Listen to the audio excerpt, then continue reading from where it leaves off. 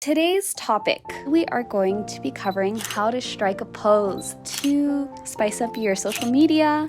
So this pose, this like straightforward angled pose, you can even try going straight in the center if you wanted. And part of the reason I love it is because it really helps elongate the fingers.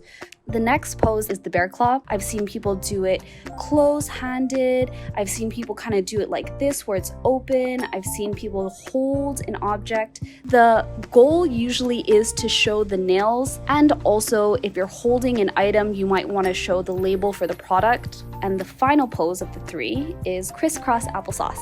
So you would place one hand down and then one hand over. The point is that you can see all 8 of the nails. And this is also a really good pose for those who are looking to lengthen their fingers. So these are just some of the popular poses, but again, there's tons and you can always play around.